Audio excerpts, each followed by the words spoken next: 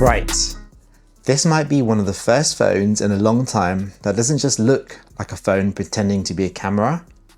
It genuinely feels like Vivo started with the idea of a compact camera, then worked backwards and turned it into a flagship smartphone.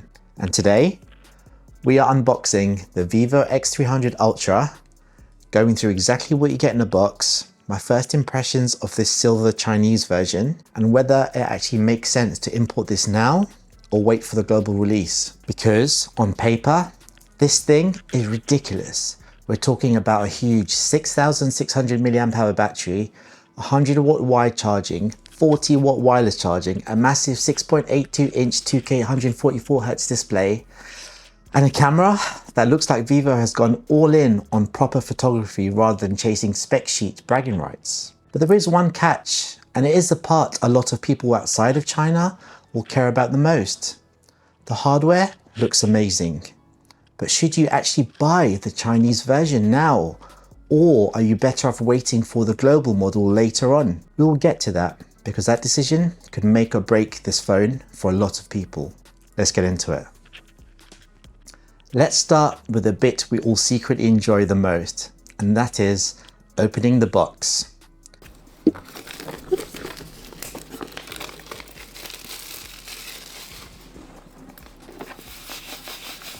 Straight away, the presentation tells you exactly what sort of phone this is trying to be.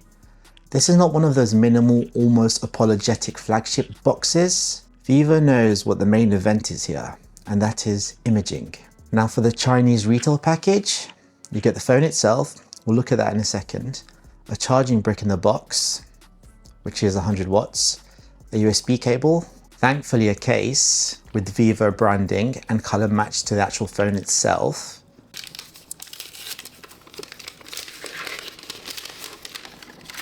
and the protected film already applied to the screen. Your phone's basically protected on day one.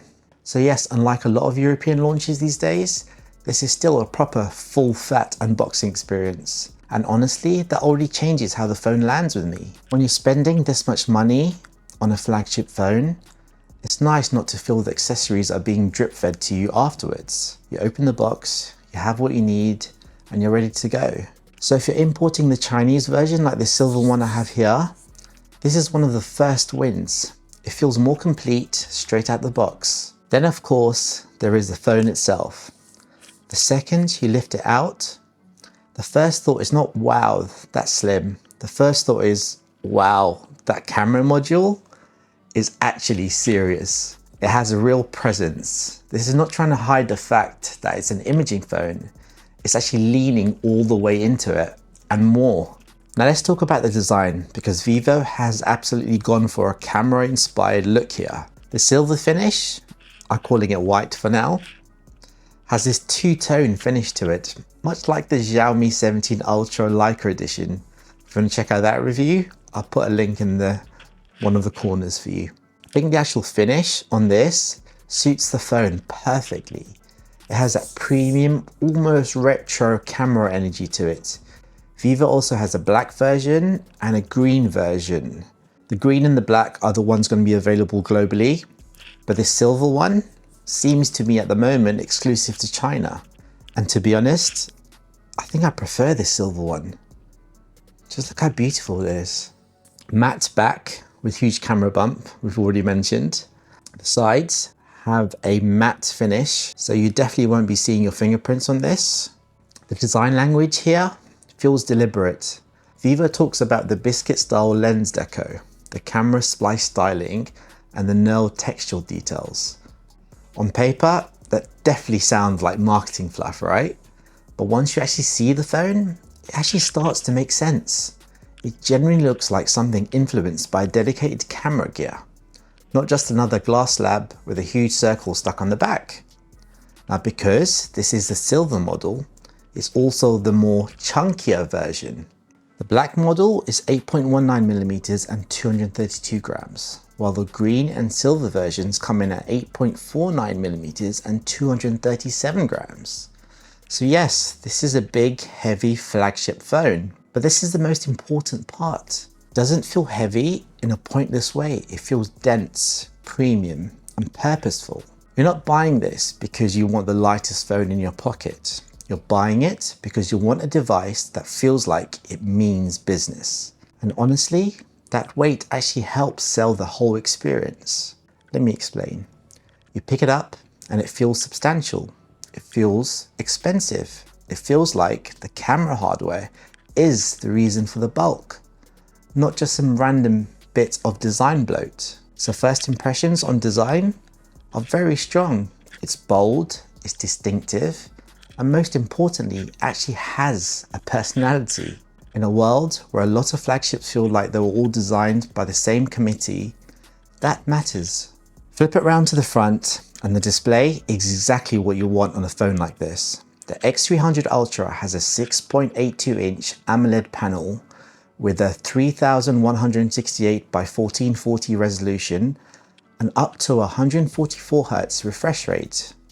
Vivo also positions this as a Zeiss Master color display with 100% P3 color, 10.7 billion colors, and LTPO tech that can adapt from 1 Hz all the way up to 144 Hz, depending on what you're doing. So what that basically means in normal human language is simple. This should be a fantastic screen for both shooting and reviewing content.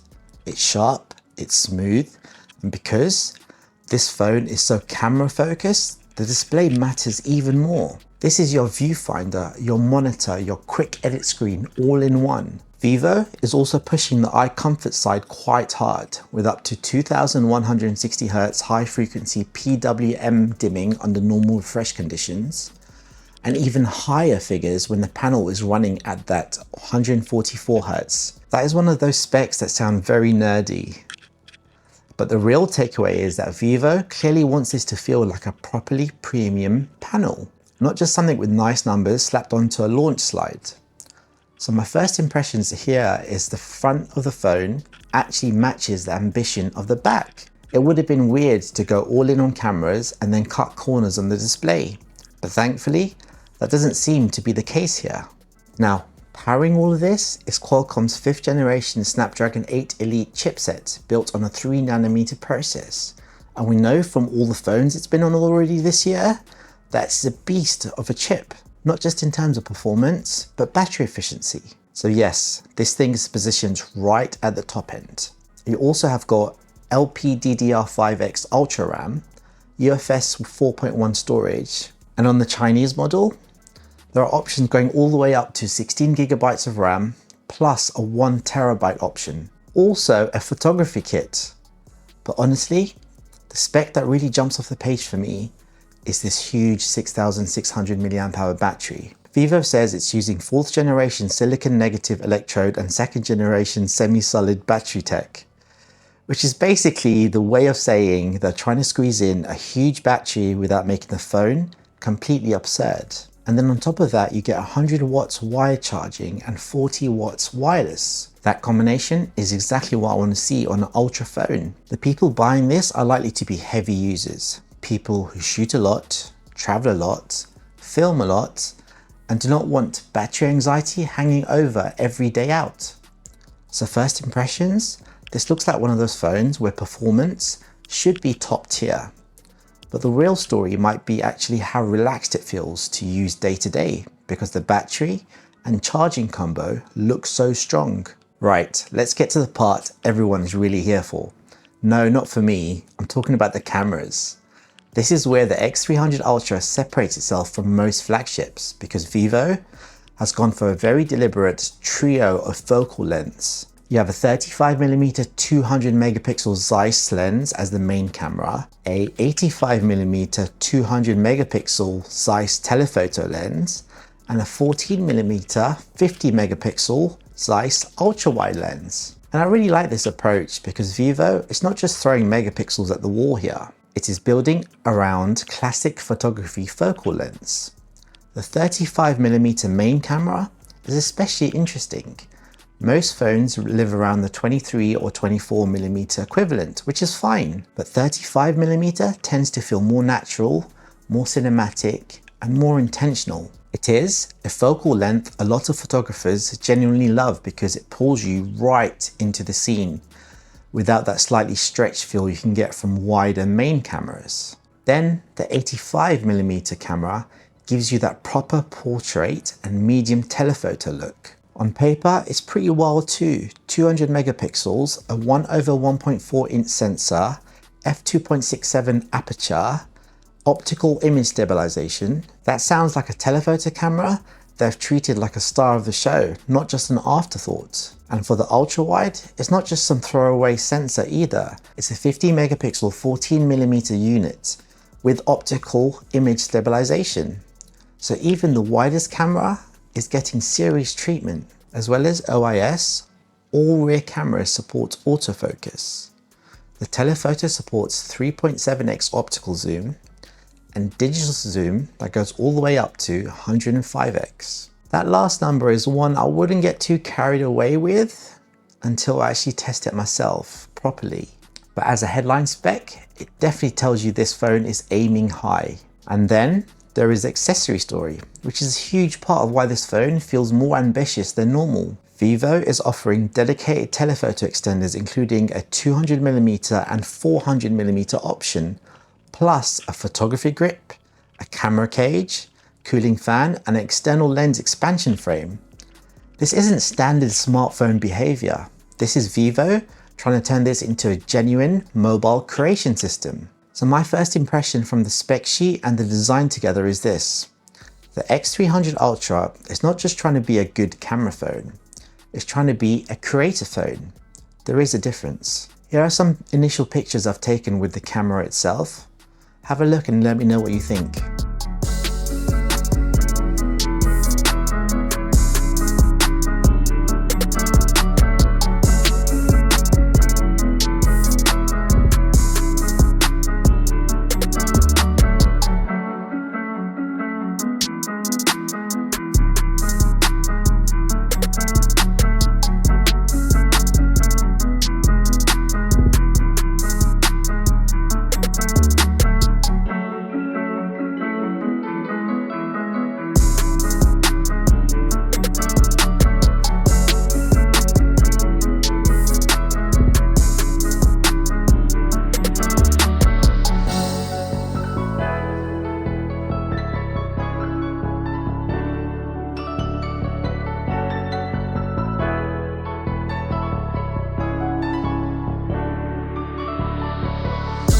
The video specs are just as serious, and if photos are just one half of the story, videos are the other half, where Vivo is clearly trying to make a statement. Across all focal lengths, on this X300 Ultra, it supports 4K 120 FPS with 10-bit log recording, Dolby Vision, optical image stabilization, and also to top that off, you get a pro video mode designed to feel more like a professional cinema camera interface. That is a very big deal because a lot of phones are amazing on one lens, decent on another, and then fall apart the second you start asking more serious questions of them in video.